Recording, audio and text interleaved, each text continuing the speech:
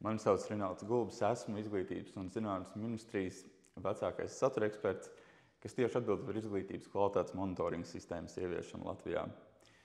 Šodien mēs mūsu pulkā uzņemam OECD ekspertu Marko Kolu, kurš ir labi pazīstams ar Latvijas izglītības sistēmu visos tās līmeņos, jo ir apmeklējis Latviju dažādu veidu vizītēs jau kopš 2014. gada.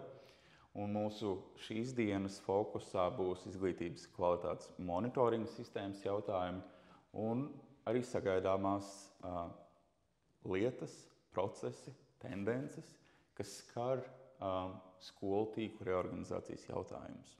Tas viss mūsu šīs dienas sarunu lokā. Mēs sarunu turpināsim angļu valodā, un man ir patiesi liels prieks uzņemt šo Latvijas draugu mūsu vidū šodien. Nice to see you here in Latvia again, Marko.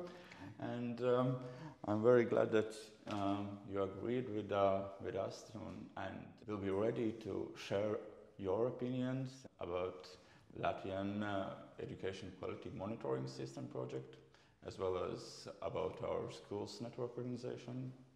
And yeah, I have some questions for you, because you are a true friend of Latvia, I think so. Thank you. And how do you see the development of education quality monitoring system from OECD perspective? Okay, so I had the pleasure indeed of being here already since 2014. And indeed, I love coming back to Latvia. Let's be very clear about that. And indeed, we've seen a lot of progress in terms of the monitoring system. Let's start with the positive.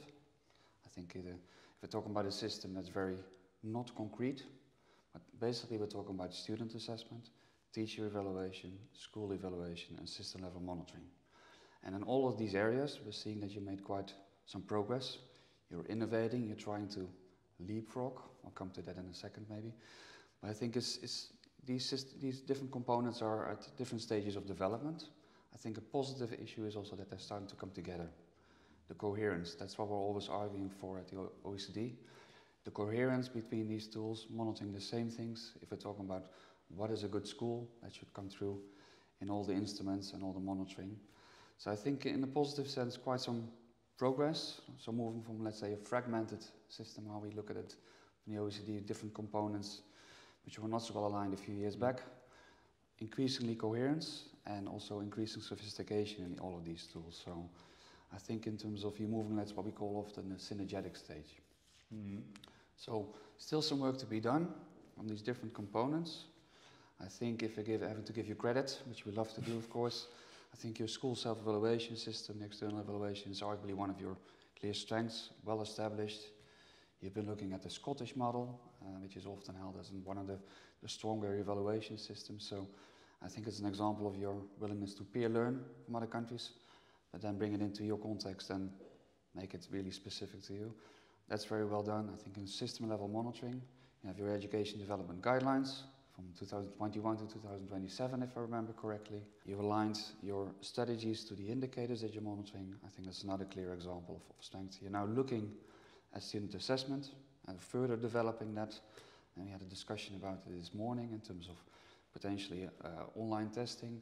Now that's like the state-of-the-art developments that some other countries are doing. So I think in all of these areas we're seeing some good progress, but I think it's also important to keep communicating these, that you're on what you're doing at each level of the system.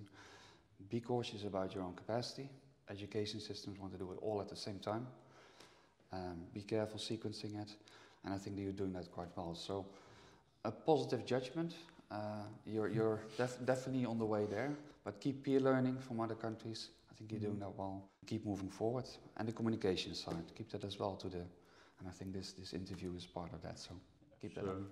And maybe in this case, can you compare our monitoring system with the good examples from abroad? It's always difficult because comparing with other countries already, because there's these different components and you're at different stages of development with these components. I said, I think with the school evaluation, that system is quite well established. I think there's some other countries which we're actually going to be looking towards you, which is part of our role, of course. We were in Moldova 3 weeks ago.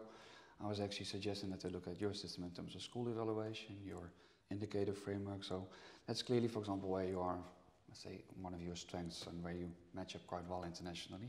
Student assessments, I think that's where you're actually trying to, let's say, leapfrog. That's where still some work to be done there, but you really have the ambition and I think all the right plans to move forward on that as well.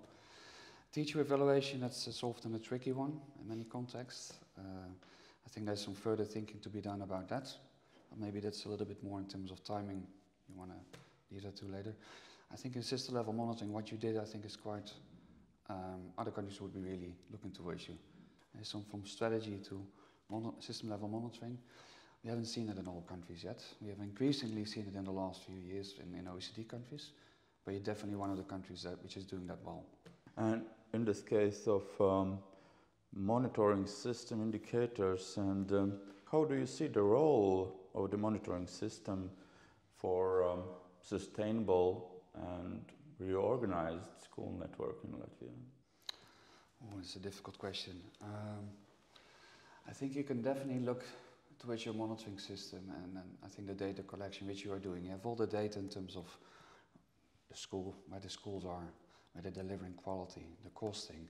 I think you're now looking at using these indicators to, as you're working on a geospatial simulation model, to really see what schools are in the right place. Are children not traveling too long distances? What are the costs? Because some of your schools are very small. And there comes a question, are they still affordable? Are students really enjoying enough opportunities to learn with their fellow students? You have very small classes. There's also something in terms of that. You're looking at quality. So that's, I think, where you're quite well positioned to use these data on geospatial mapping to see what will be some of the next steps. And I think what you're doing well is not just looking hard at cost and distance, but also the quality. So putting the students, but also the teachers. I think you informed us that you were considering to do some research in terms of staff well-being and student well-being in terms of the development of the school network. So what do these reallocations of some of the schools have an impact on in terms of student outcomes and staff outcomes? And I think that's a very good way forward. So that using data to plan, but also using research to evaluate your policy steps. So I think that's an important component of system level monitoring, which is often overlooked. The importance of using research to evaluate your policies. Are they the right ones? Do we need to further modify that? And I think this is where there's clearly the willingness in the ministry and the plans to start that. So it's a key component which we see quite a few countries not investing enough in terms of their own research capacity and analytical capacity. You've recognized this as well as an area for further investment. So very vital. So yeah, I think this is a very sensitive issue, network reorganization, but vital. As long as you keep putting the quality of the students, I think also the staff well-being first, which you're doing. Yes, take the costing into account, and I think you're moving in the right direction. Mm-hmm. What can be done to ensure that the monitoring system helps to improve quality of education at all, and at the same time involves larger scale of society? I think that's in terms of the next steps which we have suggested we were discussing, is the question of making the data more easily accessible. You're so rich in data, like many countries. You're conducting, I think, important pieces of research, but making them available to the people at different levels of the system. So at the school level, at the municipality level, and at the ministry level. And we were discussing the option of developing a visualization platform. So basically a platform which pulls the data from all the different tools and databases that you have, because you are rich with them, and just easily, let's say, packaging them into nice dashboards, making sure that people can easily access these data to start for their planning. So at the school level, at the municipality level, at the national level, that's quite vital. I think in addition to that, so I think it's getting easy access and making it user-friendly. I think there's a step there to be done as well. If you're developing a visualization platform, as you're planning, do it indeed with the end users. So do it with the school leaders, do it with people from the municipality. They're going to be using these tools. If you pursue that, then you're almost guaranteed to have better use of these data for the planning, for the implementation. And I think you're in that tipping point where you have all the data. The quality of most of the data is actually really good. countries would be really envious of you. But it's now indeed like next step. How can we further promote the use? This is where ICT, digital technologies, can help you. At the same time, as you've recognized, there's a need for further investment in your own capacity in terms of data analysis and research use, but also at the municipality level potentially, and even at the classroom level. And we often talk about data literacy skills. It's a very nice vague concept, but what does that mean in practice? I used to be a teacher.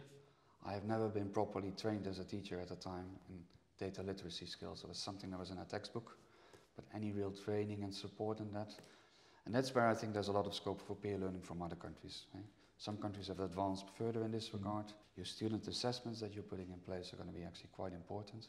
These feedback reports, which will really be quite powerful for teachers to really know what specific skills and sub-competencies almost students are doing well and what not, can really be empowering for teachers. So, visualization of a data platform, as we discussed, and I think further development in terms of your analytical and research capacity. That's in your plans, I've seen them. Please pursue them, because it's definitely best practice, and I think will really help you tipple for moving these data into real action. Okay, thank you.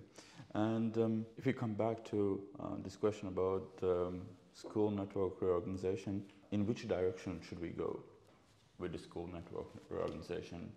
I think the plans, we just had a workshop on this for the last 2 days, really working on what could be the key indicators of your geospatial simulation model. That sounds very technical, but basically identifying the schools on the map and just calculating the distance between schools. If you would decide to, for example, close a school, what implications has that for a student in terms of travel time? If it's too much, and it often quite rapidly is, for example, if it's more than 15 minutes travel, you might consider not closing a school or not consolidating it.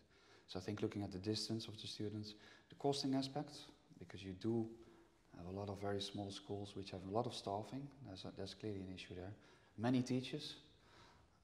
I've been in one school where I saw, I think, a ratio of 1 teacher per 7 students. That's very expensive, and possibly also not the best for the students, because they arguably have too few students to learn and to actually have social interactions with. Let's not just only talk about learning, but also the social interaction, the development of social emotional skills. It's also very important. So there's definitely a question in terms of the costing aspect, the access, but then in terms of the quality, what you're also looking at, I think that's the other key piece. You're putting that front and center, which I think is vital. Keep doing that, see which course could be potentially merged, have that sensible discussion. We were suggesting you to develop a master list, but use that master list of schools which should be potentially considered for reorganization, but be practical. Some schools might not have a school close enough by. There might be other reasons why you might not want to close that school. If that school is indeed, for example, performing very well, but there's very few students, please keep it open, I would say. But still, using the data to have that sensible discussion with the schools, with the municipalities, continuing the stakeholder engagement process, what we call in a fancy word. You've already started a dialogue with people at the municipality level and at the school level. I think that's vital. And rather than just coming with a list and saying this is the way we're going to do it, you're really going for the bottom-up approach to policy making. That is effective. We know that to work internationally, so please continue with that. So smart use of data with a sensible discussion with the people that are actually owning the school. So please pursue that. Okay. You mentioned this, because on this year's end, we will finalize our first phases of our project of quality monitoring system. But you mentioned that we should make some visual dashboards for easy complaining. But the next steps for our side, where to look? It is lifelong learning monitoring, or maybe some sport activities monitoring, or science, or maybe more focused on higher education, because there's ongoing reform now. I think this is for you to decide. I would be cautious in terms of don't do everything at once, do it well. So less and do it well, and sequence the things out quite carefully. I think the student assessment reform, which you just started, the work there, I think is a very important one. Please pursue that and use these data, and be careful how you make them available, because there's also, you don't want to have any negative unintended consequences of that, and which we've seen in some countries where the data is being almost like for blaming game. That's definitely not what you planned, but there's clearly an issue for discussion there to make sure that doesn't happen. And I think the best thing is to basically sequence your plans out. I wouldn't start any major reforms. You're working at student assessment level. You might be wanting to revisit, as you're doing now, the question, what is a good school?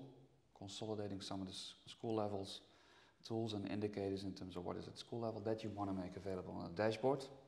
I think that's going to be an important innovation. I would almost say do that this year. Similar at the municipality level, continue having that discussion with the municipalities and the school level. Have that dashboard also for the districts, or sorry, for the municipalities in your context, so that they can identify their schools which need more support and give them, and also recognize the schools that are doing well. I think that's a big step which you're now in your grasp, almost you're there. If you're moving forward in these innovations in the coming year, that will be a major step forward. Do that, do the work on the student assessment and move forward. Then you might in time think about some other innovation, but please don't take too much at the same time. Okay, and the last thing, last weekend started our school children holidays. Your wish to them? I'm a parent, of course, myself. I got two 13-year-olds. Enjoy school. Yes, it's sometimes tough. Used to be many years ago a student myself. Enjoy the holidays. Please read some books. Please keep the brain activity going, because the summer holidays are here quite long, as in many countries. I keep telling my children, please read some books, do some homework, because brain activity actually goes down after a couple of weeks. It's very well known in science for many years already, but we're still having, 2 or 3 months of holidays in many countries. Keep your children active and enjoy, have fun. And I think some of the measures which we were discussing just before this interview of Ministry emphasizing the importance of student well-being, that's important stuff. Right? At the OECD we're very well known, of course, because of the PISA test, and literacy, numeracy and science, very important. Other subjects as well. I'm saying this as a former history teacher, but the student well-being is vital as well. I think the emphasis which you have in your plan on both, the outcomes in this regard, student well-being, as are you increasingly looking at staff well-being, which I think is another vital thing. Keep that. If you create those nice learning environments, those schools where children want to go to with a smile, not every day, because that's just reality, particularly when you have teenagers like myself, that's not always a smile, but I think that's at the heart of your policy, so keep pursuing that, and keep recognizing those schools that are doing well. I think that's what you've been doing quite well with certain projects, is celebrating the good practices, so the people that are working in the schools, cherish them. It's not an easy task. If you keep that going, if they're happy, a happy teacher is a happy student is a happy teacher. So I think if you keep that in your emphasis, then I think your students will have a nice summer break, and they might even want to be looking forward to going back to school in, I think it's September it is, or is it August? No. On the 1st, yeah. Okay, now let's see whether they're coming back with a smile. We'll see. Thank you. Good? Thank you for being here, and yeah. Okay, thank you very much.